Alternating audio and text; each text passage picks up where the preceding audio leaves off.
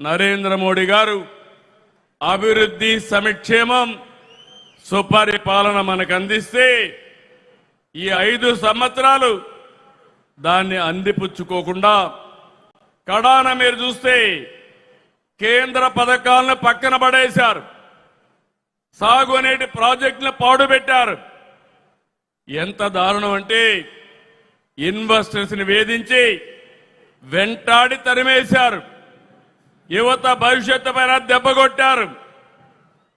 ఆ రోజు కేంద్రం ఇంటింటికి ట్యాప్ వాటర్ ఇవ్వాలని 27,000 కోట్ల రూపాయలు ప్రాజెక్టు శాంక్షన్ చేస్తే 40% గ్రాంట్ ఇస్తే దాన్ని కూడా ఉపయోగించుకోలేదు.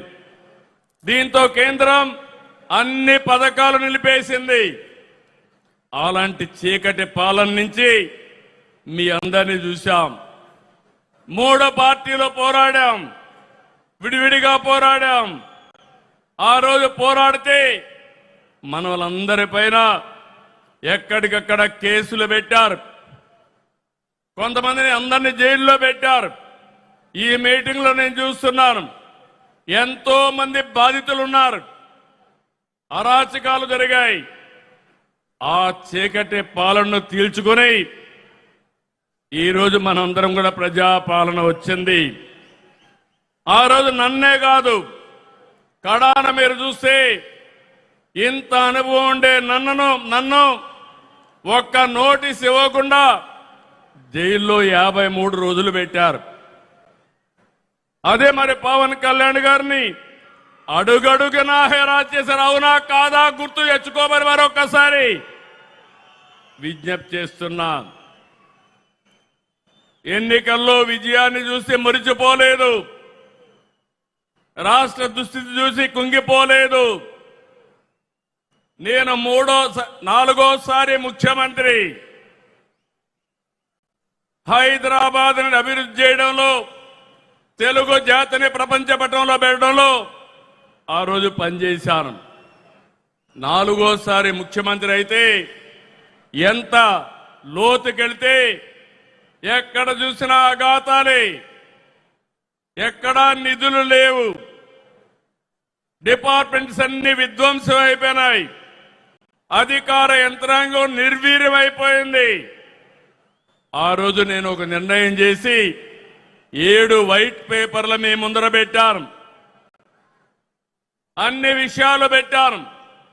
ఈ రోజు కూడా 2 ఏళ్ల సందర్భంగా మళ్లీ విజ్ఞప్తి చేస్తున్నా. మళ్లీ ఈ రోజు ఏమున్నావో అన్ని విషయాలు చెప్తాను. ఇక్కడ దాపరికం లేదు.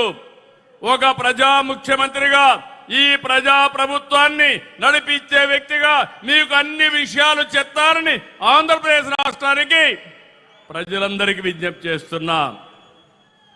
మీరు ఆ రోజు తీసుకున్న విజ్ఞత, ఆ విజ్ఞతే డబుల్ ఇంజన్ సర్కార్ ఎన్డీఏ ప్రభుత్వానికి ఓటేసి రాష్ట్రాన్ని గెలిపించిన రాష్ట్ర ప్రజలకి మరొక్కసారి శిరస్సు వంచి మనస్సాక్షిగా నమస్కారాలు తెలియజేస్తున్నా. ఈ రాష్ట్రాన్ని మీరు కాపాడారు.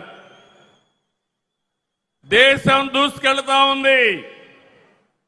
ఆంధ్రప్రదేశ్ రాష్ట్రం విధ్వంసానికి గురైంది.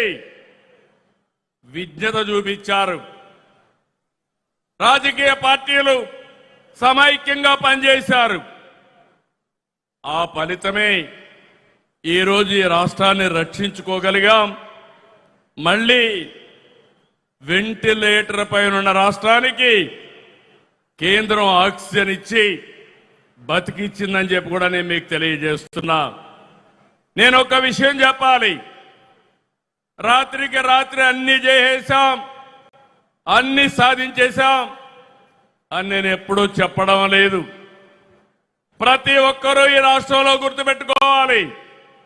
నేను గర్వంగా చెప్తాను, ఆ రోజు ఈ రోజు ప్రజలందరూ కూడా శాంతియుతంగా ఉండగలుగుతున్నారంటే, లా అండ్ ఆర్డర్ ఉందంటే, మీ ఆస్తులకు రక్షణ ఉందంటే అది ఎన్డీఏతోనే సాధ్యమైందని మరొక్కసారి మీకు విజ్ఞప్తి చేస్తున్నా.